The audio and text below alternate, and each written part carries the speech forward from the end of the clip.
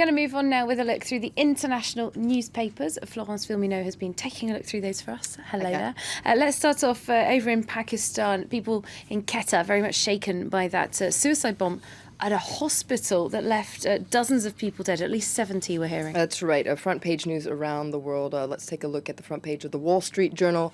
Photo there of the aftermath of that deadly bombing, which appeared to target lawyers and journalists that had actually gathered at this hospital to mourn the head of a provincial bar association named Bilal Kazi, who had been shot earlier yesterday. L'Orient, Le Jour, the Lebanese paper, also front page news. You can see they're talking about at least 70 deaths there. Of course, the death toll is rising. A Taliban splinter group has claimed responsibility for both the attack on the hospital and the shooting there of that top lawyer. But the Islamic State group has also claimed responsibility for those attacks. Right, we have to wait and see what comes out of all of that. Could you give us a look at what the Pakistani newspapers are saying about this? Well, let's take a look, first of all, at the editorial of The Nation, which focuses on where this attack took place. Quetta is located in the Balochistan province, which is Pakistan's poorest province, and has long been plagued by insurgency. Those who died yesterday were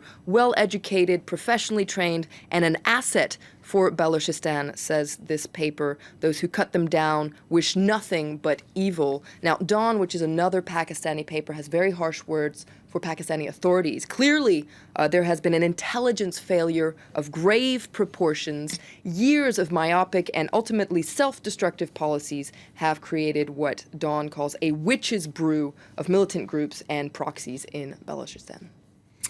Very strong words indeed. Let's move on to news coming out of Ethiopia. We've been reporting that, as Amnesty International has been telling us, dozens of people have died there amid protests against the government. That's right. Jeune Afrique, the magazine, takes a closer look at this story and actually quotes Amnesty International, which says nearly 100 people have been killed during anti-government demonstrations over the weekend. Now, what's interesting is these protests actually began last November in a region called Oromia, and it's now spread to another region, Amhara. These are the homelands of Ethiopia's two biggest ethnic groups who say they feel alienated by the government. Now, what's interesting is the Ethiopian government has, normally kept things under grips, but it's been unable to prevent this recent wave of protests. And in reaction to the weekend's events, the government actually shut down the internet for 2 days. All right, let's stay in Africa for our next story. Gabon, there's a hotly anticipated presidential election coming up there. That's right. This is President Ali Bongo. He's hoping to be re-elected in the presidential election, which is scheduled for August 27th. This is a very interesting article in L'Humanité, the communist paper, that points out that the presidential regime is cracking down on the opposition using French know-how. And you can see here the title saying Ali Bongo between the ballot box and tear gas. Now, this article in L'Humanité says that demonstrations held by the opposition in recent weeks have been violently repressed using techniques that were actually taught to authorities there by French authorities. And this article is very critical of France for supporting authoritarian regimes whose legitimacy are somewhat contested. All right, we're really doing a tour of the world today. We're moving on to Japan. Yesterday we were reporting that a very rare message that was broadcast from the Emperor of Japan. Not a lot of emperors left in the world, are there? And he's been hinting that he's 82 years old. He's not very well. He'd maybe like to leave his job after a while. That's right. It was a very rare message from the Emperor, and you can read all about it, of course, in the Japanese press. This is the Japan Times. Now, the Emperor Akihito indicated his desire to abdicate, citing health reasons. Now, this is not possible under the current imperial house law, and accommodating his wishes would require revising the laws of 1947. You can get all the details there in the Japan Times. Interesting cartoon also that I pulled out. This is from the Thai cartoonist Steph. You can read it in Courrier International. You can see he's suggested his desire to retire.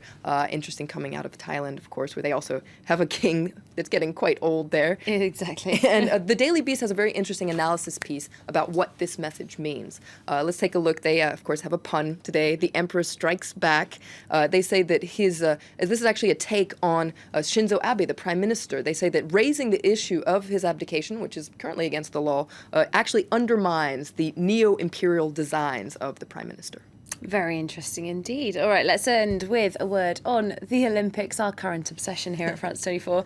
An article that's not about the athletes, it's about a boisterous crowd of spectators, or several boisterous crowds. The crowd, indeed. All of them. It's a very interesting article in the New York Times that says that the crowd has gone crazy over anything. The games have just begun, and the exuberance of local fans is actually colliding with athletes and officials' pleas for silence. Oh, goodness. This article says that the same shouts can be heard from fencing to swimming to beach volleyball. Essentially, silence. Shh. And this article says that the most surprising area where fans have been exuberant is actually at the table tennis, the ping pong games. They've been Rock and roll. quite boisterous.